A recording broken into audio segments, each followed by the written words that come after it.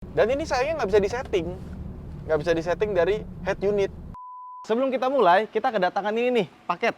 Ini namanya Dashcam BlackView DR770X. Dimana ini cocok banget nih buat mobil-mobil kayak Alphard. Soalnya dia punya 3 kamera. Yang pertama kamera depan, kamera belakang, sama kamera interior.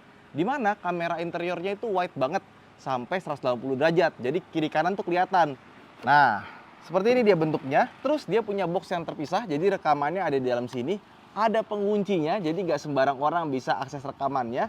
Plus, dia bisa terhubung dengan BlackView Cloud.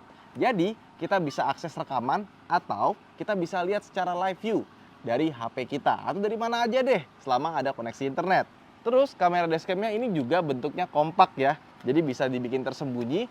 Plus, dia punya garansi paling panjang, sampai 18 bulan. Dan buat teman-teman yang pengen beli langsung, kalian bisa dapetin potongan harga Rp500.000 di Tokopedia official store-nya BlackView Indonesia. Kalian tinggal masukin kode voucher Black Ridwan, nanti langsung dapetin potongan 500.000 langsung. Cocok banget nih buat teman-teman yang Alphard yang baru turun, pengen pasang dashcam. Yang paling bagus kalian, nih, pasang BlackView DR770X Box. Ya, langsung aja ke Tokopedia.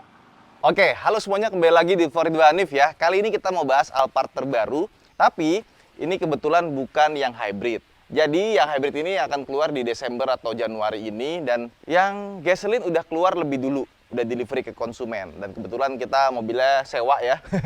Nah, secara desain ya, dibandingkan dengan Alphard yang lama, Alphard yang ini tuh lebih besar ya. Kelihatan lebih gagah, cuma tampang depannya gue kurang begitu suka sih. Apa mungkin belum terbiasa aja kali ya. Alphard yang lama gue lebih suka tampilannya kayak gini sih, ganteng. Apalagi kalau tambahin body kit ya. Yang ini ya mungkin butuh penyesuaian. Kayak dulu Alphard 2015 pertama kali keluar bentuknya kayak gorila, aneh kan? Lama-lama sekarang jadi biasa. Dan kalau misalkan dulu Alphard itu bisa diubah menjadi LM wannabe, tinggal ganti fascia depan, pintu samping kanan kiri sama belakang. Ya sekarang nggak bisa karena semua body panelnya itu beda, samsek. Ya, yang sama itu cuma atap di atas ini. Even roofline-nya ini dia beda sama Lexus LM, jadi nggak bisa disamain. Dan wheelbase-nya masih sama, lebarnya masih sama, tapi panjangnya dia lebih panjang sedikit ya, sekitar 10 cm. Sama bagian atapnya dia lebih tinggi sedikit. Dan kalau bisa kita lihat lagi, dia tuh sekarang roofline-nya lebih tinggi dibandingkan dengan Alphard yang lama. Termasuk yang bagian sininya nih, ini set-set. Sama dia ini logo Alphard ya sekarang ada di samping kanan kiri. Jadi bagian depannya itu dia pakai logo Toyota aja, nggak pakai logo Alphard lagi.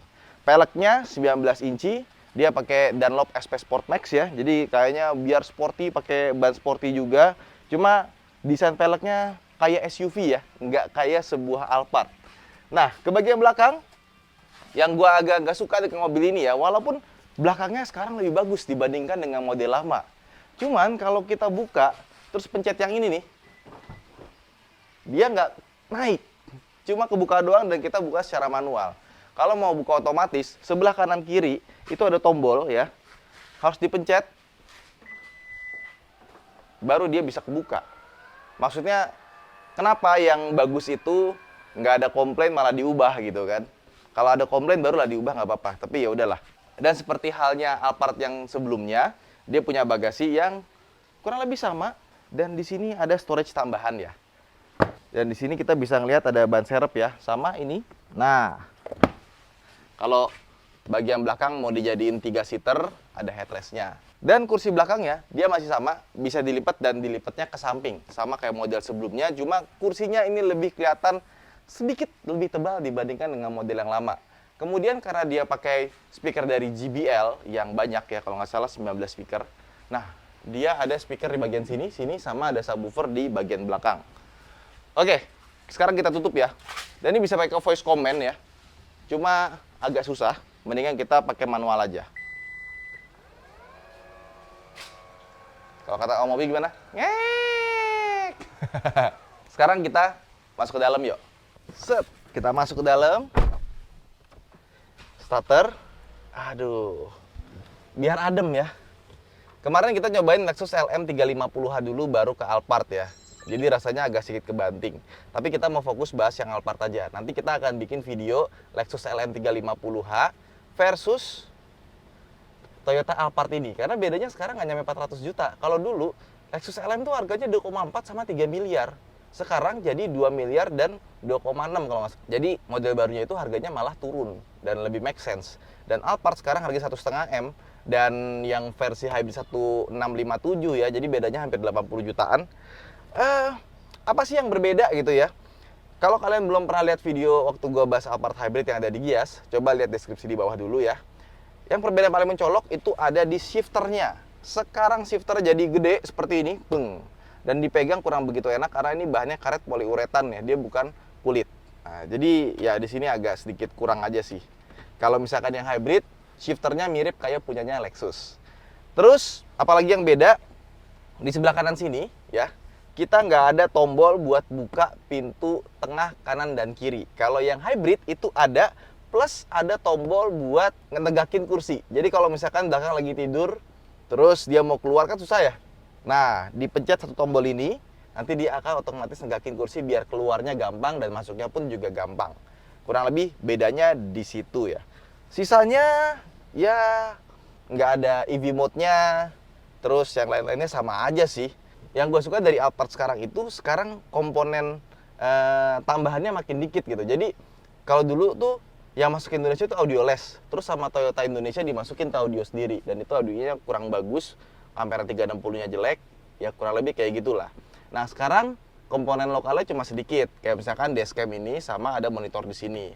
Cuma sayangnya kualitas gambarnya, terus juga cara penggunaannya itu nggak semudah itu, sama ya. Ini nggak bisa kita konekin WiFi, jadi kalau kita mau ngambil data, itu benar-benar harus copot memory card dulu, ya di sebelah sini. MicroSD-nya mesti dicopot baru dimasukin ke laptop buat ngambil datanya. Kemudian head unitnya ini persis sama kayak punyanya Lexus. Kalau kita naik Lexus RX, NX atau RZ atau Lexus LM yang terbaru, ini head unit sama persis, cuma beda frame bagian sininya aja. Ya, jadi benar-benar sama persis ya. Terus kalau ditanya ini kenapa kosong ya tombolnya? Karena di sini kalau di Lexus itu adalah tombol buat parkir otomatis. Jadi kita misalkan mau parkir paralel atau perpendicular yang masuk ke dalam, nah tinggal pencet di sini dia langsung cari tempat parkir. Dan dia punya sound dari JBL, suaranya gimana? Wah, ini suaranya jauh lebih bagus dibandingkan dengan Alphard yang lama. Terutama gue suka stagingnya bagus dia di depan ya, karena dia kan di depannya panjang banget nih. Nah, ketika dia punya staging di depan, itu rasanya panggungnya itu jauh di depan gitu, dan suaranya itu dia panci sama treble-nya kenceng ya, cuma mid-nya agak sedikit kurang ya, meskipun bisa disetting, cuma ya standar JBL yang bassnya panci. Kalau gue lebih seneng si Mark Levinson yang suaranya lebih clear. Terus dia sudah punya AC dengan Nano EX dan AC-nya quad zone, dan dibandingkan dengan Alphard lama, posisi duduknya sekarang jadi lebih enak. Meskipun dia nggak ada lambar supportnya, jadi bagian sini tuh nggak bisa kita atur secara elektrik, beda sama Lexus LM. Ya, yang penting kanan kiri sudah electric seat dan di belakang pun juga sudah pakai electric seat. Pion sudah digital sama seperti Alphard yang lama, dan bagian atas ini ya ada buat buka pintu kanan kiri yang bagian tengah. Terus di sini ada roof shade yang bisa dibuka. Jadi di atapnya itu sekarang udah nggak ada sunroof sama panoramic roof di belakang. Sayang sekali. Jadi buat kampanye udah nggak bisa ya. Dia cuma bisa dibuka kecil kanan kiri, dan itu nggak bisa dibuka kacanya, cuma dibuka tirainya aja. Tapi untungnya yang gue suka, dia dapat tirai otomatis di bagian samping. Jadi kalau misalkan kaca kanan kiri tengahnya itu dulu cara bukanya itu harus manual, sekarang sudah elektrik dan bisa diatur dari depan ya. Bagus sih, gue seneng. Dan dari secara kemewahan dibandingkan dengan Alphard yang lama, ini jauh lebih mewah ya. Ini udah pakai bludru semua bagian sini ya, kulit-kulitnya juga empuk, bagus. Kalau dulu kan Alphard yang lama kulitnya agak kurang ya. Paling kabinnya jadi lebih gelap sih karena interiornya bener-bener warnanya abu-abu tua ya. Cuma secara desain dan bahan gue suka banget. Dan kalau kita nyetir pun tuh kita punya cup holder di sebelah kanan dan kiri, dan posisi mengemudinya lebih enak, serta ini pengoperasian setirnya, tombol-tombol setir ini persis banget sama Lexus dengan head-up display yang bisa hovering. Jadi kita tinggal hovering di sini ya, nggak usah diteken, cukup disentuh aja, dia bisa tahu nih, oh kita lagi sentuh tombol buat ngangkat telepon atau next song. Jadi keren sih. Ini yang gue suka dari Lexus tuh ini. Tapi kita bisa dapetin di Alphard. Kemudian memori seat boleh ada di sini, kaca sudah all auto power window. Kemudian untuk lokasi tempat penyimpanan nggak terlalu banyak ya. Di sini kita dapat, ya ini kecil, nggak terlalu besar ya. Di sini ada tempat penyimpanan yang cukup gede. Ada USB-C sama HDMI di sini. Saran gua kalau kalian pengen nonton di bagian belakang, di sini dikasih USB stick aja. Yang kayak Mi TV atau Apple TV atau semacamnya, yang nggak perlu pakai colokan listrik lagi, langsung colok udah. Dan kita bisa buka kanan kiri kayak Mercedes-Benz ya. Oke, let's go, kita sekarang ke belakang. Sekarang kita masuk ke dalam kabinnya, dan sebelum masuk coba lihat bawahnya deh. Sekarang dia floornya lebih tinggi ya. Jadi buat masuk itu lebih effort, terutama buat orang tua, buat anak-anak juga. Anak-anak gue kebetulan juga anak ini agak susah ya dibandingkan dengan apart yang lama. Jadi naiknya agak lebih tinggi. Dan kalau untuk Lexus LM itu dikasih footstep tambahan yang bisa buka nutup sesuai dengan si pintunya. Oke, sekarang kita tutup aja. AC-nya kencang sekali ini. Ya, yang paling noticeable dari Alphard terbaru itu pasti bagian atasnya sini. Karena kalau kalian dulu berharap, wah Alphard pasti ada panoramic sunroof, sekarang nggak. Sekarang ini jadi tombol-tombol dan tempat penyimpanan ya. Pengaturan AC-nya sama, masih dari atas. Dan di bagian sini ada speaker, sama di bagian sini ada lampu yang memanjang sampai ke belakang. Nah, emang sih lebih mewah sih, cuma untuk orang yang seneng sama panoramic sunroof, yang suka kampanye atau semacamnya, ini jadi step down. Tapi buat gua, ya, ketika ngeliat ini dan ya plus minus lah ya, gue suka sih. Kontrol jadi lebih mudah gitu. Terutama dulu kalau kita mau buka Alphard, itu kalau nggak minta supir, kita masih ke depan gini. Badan kita maju. Sekarang nggak. Kita santai rebahan, kita pencet, udah kebuka. Nutup pun juga sama. Tutup, seperti itu, sudah. Dan kalau misalkan kita mau buka tutup side shade-nya, ada dari sini ya, tapi juga ada dari sini. Tombolnya jadi lebih mudah dijangkau, termasuk roof shade-nya juga mudah sekali dijangkau. Kayak gitu. Langsung jadi gelap.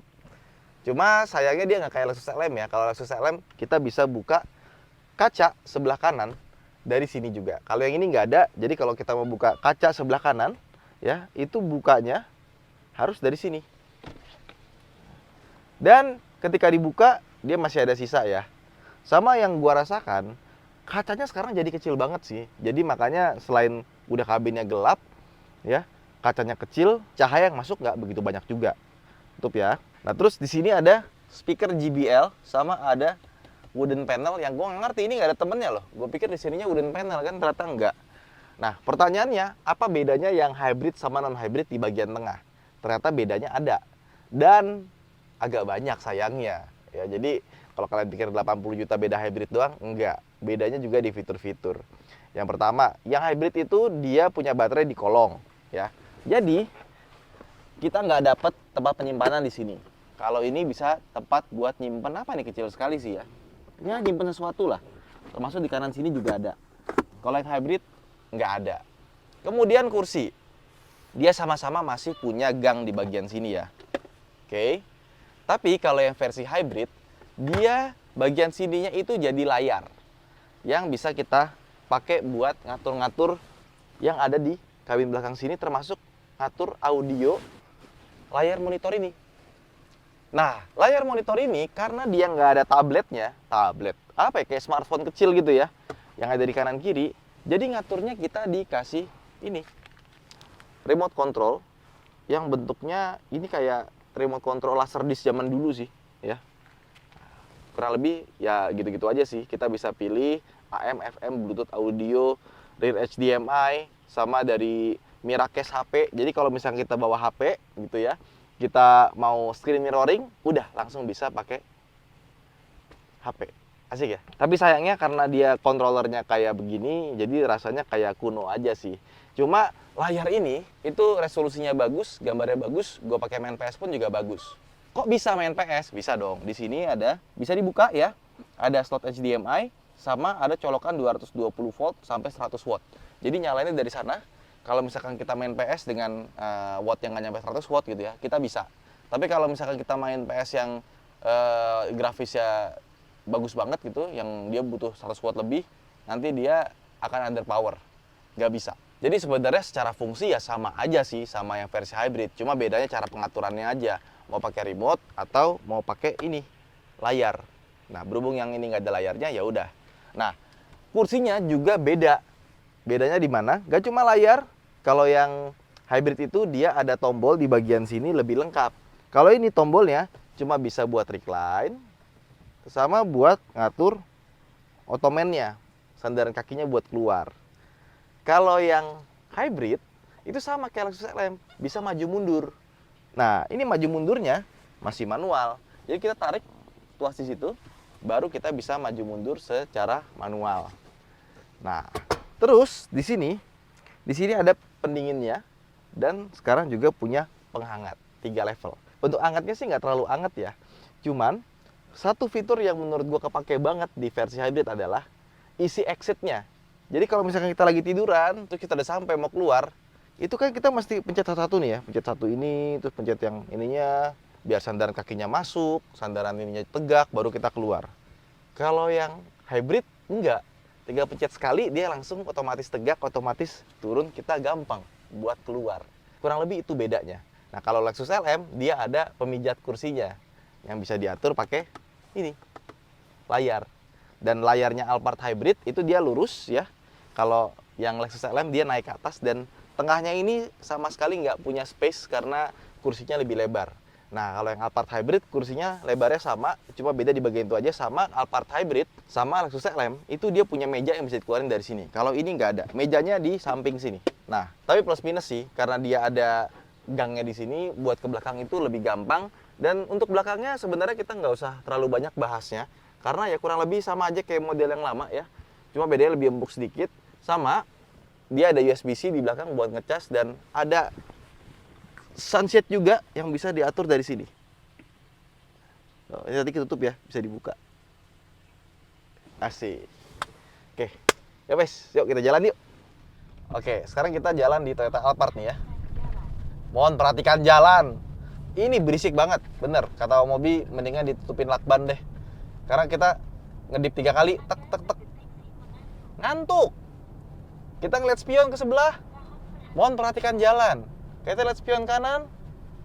Enggak deh, kalau kanan enggak. Yang kiri kita lihat spion. Ya itu selalu bunyi terus. Kita meremelek. Dibilang mengantuk. Ya kan?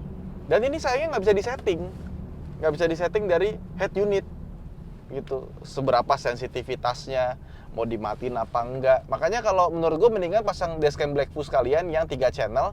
Di mana di atas ini ada sensor kayak gini juga, tapi dia ngerekam kamera juga. Jadi dia ngelihat kondisi driver dan interior kayak gimana.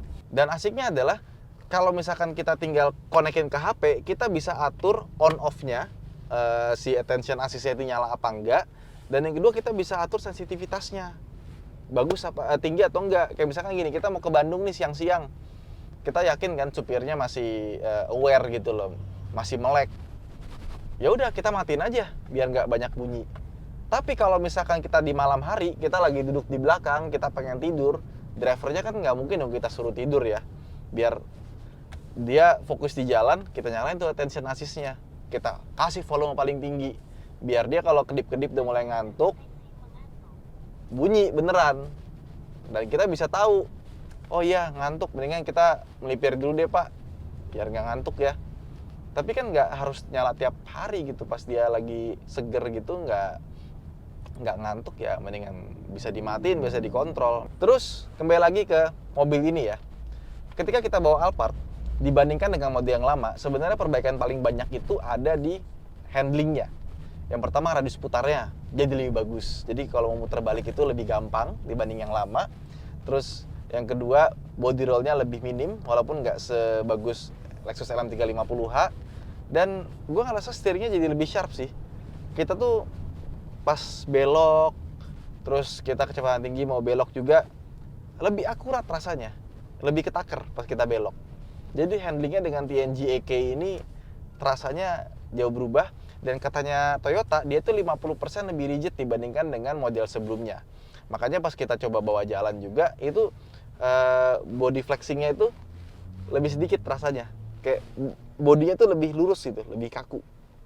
Tapi tetap karena dia empuk, basian empuk itu masih ada gitu pas kita jalan. Jadi kadang-kadang body movement-nya itu suka kelebihan. Ya, gue ngomong ini karena tadi nyoba Lexus LM350h sih. Kalau Lexus tuh pas kita jalan gitu ya, terus ada gunjang-gunjang itu dia langsung kayak dek dek dek dek gitu. Kayak mirip-mirip bawa Palisade tapi lebih empuk lah. Yang ini masih ada rasa Alphard lamanya yang ngapal banget, tapi tetap empuk. Jadi kalau misalkan kalian mau cari mobil yang nyaman, ya enak. Makanya ketika kita pakai Alphard baru sama Alphard lama, sebenarnya yang paling terasa upgrade itu adalah sisi pengemudi. Ya nggak sih? Head unitnya lebih bagus, audionya lebih enak, setirnya juga handlingnya lebih enak, mau belok muter balik lebih gampang, kursinya lebih enak, ya kan? Jadi kalau perbandingan di kursi belakang itu nggak terlalu signifikan sampai kita harus ganti Alphard baru dibanding Alphard lama kita, enak. Jadi pas kita naik Alphard model terbaru ini, yang paling terasa upgrade itu adalah drivernya dibandingkan dengan kursi belakangnya. Sekarang kita coba belakang yuk. Kita melipir di pom bensin depan tuh. Nah sekarang kita ada di bagian belakangnya. Kursinya ini ya enak-enak aja dibandingkan dengan model lama, ya kurang lebih 11-12 lah. Nah kalau kita mau atur bisa dari sini ya. Ini kita habis bawa Lexus LM, habis itu bawa ini, duduk di bangku belakang ini rasanya langsung kerasa ya. Road noise-nya tuh lumayan berasa, tapi ini masih lebih reasonable dibandingkan dengan Alphard yang lama. Alphard yang lama itu di bawah 100, 120, suara kolongnya itu berisik banget, suara anginnya juga lumayan. Yang ini sudah lebih minim, tapi masih berasa. Kalau kita pasang audio, itu jadi jauh lebih baik. Dan karena audionya sudah pakai JBL bawaan dari sananya, baik di depan sama di belakang, itu audionya 11-12 lah. Emang terasa masih bagusnya di depan, tapi di belakang pun juga rasanya masih enak. Speakernya ada di sini, sama di sini, jadi di belakang itu tetap jadi bos lah. Dan yang gue senang adalah sekarang TV-nya itu dia bener-bener bawaan dari Toyota Jepangnya ya, bukan ditambah-tambahin gitu. Jadi pas kita nyalain itu bagus, gambarnya bagus, movementnya bagus, menu-menunya juga bagus gitu, dan nggak lemot. Kalau kita mau sambungin HP kita ke sana bisa pakai Miracast. Bener-bener layar tengahnya ini bisa kepake dan ukurannya pas 13,3 inci. Kalau digedein lagi, menurut gue masih bisa sih. Cuma menurut gue bukan digedein, tapi dimajuin sedikit aja. Karena kalau dimajuin sedikit kayaknya jadi lebih enak gitu buat dilihat. Dan yang kedua, karena posisinya menurut gue pas nih ya, kita pakai Resident Entertainment itu nggak terasa pusing palanya. Kalau di depan sini kan kadang-kadang suka terasa pusing ya. Kalau di atas itu rasanya jadi lebih pas. Cuma untuk remote-nya, seharusnya remote-nya dikasih agak bagusan sih. Ini remote-nya agak kurang ya kalau menurut gue ya. Bentuknya tuh kayak gini aja dan agak sedikit berat. Jangan sampai hilang. Kalau hilang bisa mahal nih. Dan enaknya Alphard terbaru ini, dia sistem entertainment-nya itu bisa separasi. Bisa terpisah sama depannya. Jadi kalau misalkan di belakang ini kita pakai USB stick atau HDMI yang langsung masuk itu loh, kayak Apple TV atau semacamnya, kita tinggal pakai remote, ngatur pakai iPhone kita, atau kita mau Miracast kayak gini, kita pakai Miracast sekarang. Nah, kalau kita mau setel musik, itu di belakang doang gitu. Misalkan kita dari Miracast, kita pakai YouTube Music, kita mau play, itu suaranya bisa di belakang aja, depan tetap bisa dengerin dangdut supir kita, ya kan? Jadi depan mau dengerin apa, belakang mau dengerin apa, itu bisa terpisah. Dan kualitas suaranya, meskipun di belakang ini nggak seperti yang depan, tetap bagus. Jadi dari segi entertainment, Alphard terbaru ini bener-bener enak sih dibandingkan dengan yang lama. Yang lama kan ya kayaknya layar belakang jarang kepake deh, karena makainya juga susah gitu kan, lemot gimana, terus layar keplek-keplek, terus LED-nya kadang-kadang warnanya suka berubah sendiri, ya kan. Kalau ini enggak, karena ini bawaannya barang-barang yang berkualitas sih. Cuma ini agak panas hari ini ya, harus dikasih kaca film sih kalau mau buka roof shade di siang-siang hari. Terus kursinya kalau yang Alphard Hybrid ini dia nggak bisa tilting ya, jadi kalau buat tidur bawahnya masih rata, rasanya kayak Alphard G biasa yang versi keluaran kemarin. Cuma menurut gua kalau untuk suspensinya dibandingkan dengan Alphard yang versi lama, kalau sama-sama bagus ya, kadang-kadang Alphard tuh udah 50.000 tuh dia suka minta ganti shock breaker sama ganti ban. Kalau udah 50.000 km ke atas yang model lama, itu suspensinya udah nggak seenak yang awal-awal pertama kali kita keluar. Jadi ganti suspensi, kalau sama-sama suspensinya baru, ini kan masih baru, belum sampai 10.000 km. Belakangnya sih empuk-empuk aja, nyaman-nyaman aja, tapi nggak ada perbedaan yang terlalu signifikan sampai kita harus ganti Alphard. Karena, Alphard baru di belakang ini suspensinya lebih empuknya jauh gitu kan. Enggak sih. tetap nyamannya menurut gue masih ya lebih nyaman 20% lah angka sotoy gue ya. Sisanya kalau kalian pengen lebih stabil lagi, lebih enak lagi, langsung upgrade ke Lexus LM 350h. Tapi Alphard terbaru ini sebenarnya juga udah enak kok, dan ketika orang pakai dari yang lama ke baru, gue yakin mereka sih bakalan happy sama yang baru, kecuali sama tingginya ini pas masuk agak sedikit susah. Nah, jadi gimana kesimpulan soal Alphard baru nih? Kalau kalian punya Alphard yang lama, kira-kira harus nggak sih kita upgrade? Jawaban gue sebenarnya kembali lagi ke siapa penggunanya yang di kursi tengah. Sebaiknya kalian coba dulu, menurut kalian ini ketinggian apa enggak masuknya, ya nyaman atau enggak. Tapi secara kenyamanan, secara features, terutama buat yang pengemudi, wah perubahannya banyak sekali. Mengendarai Alphard baru dibandingkan dengan Alphard lama, itu perubahannya sangat signifikan. Tapi kalau untuk di tengah, ya sebenarnya nggak terlalu. Dan kalau misalkan kalian beli Alphard baru, sebaiknya beli yang hybrid saja. Karena nggak cuma beda di hybridnya, tapi dia lebih kenceng. Dan yang kedua, dia punya kursi tengah yang lebih baik dibandingkan dengan tipe yang ini. Itu aja mungkin vlog kita kali ini. Jangan lupa untuk like dan subscribe. Buat teman-teman yang sudah pakai Alphard baru, coba komen seperti apa rasanya dan bagaimana merawatnya. Saya Arif, sampai jumpa di vlog berikutnya. Bye-bye.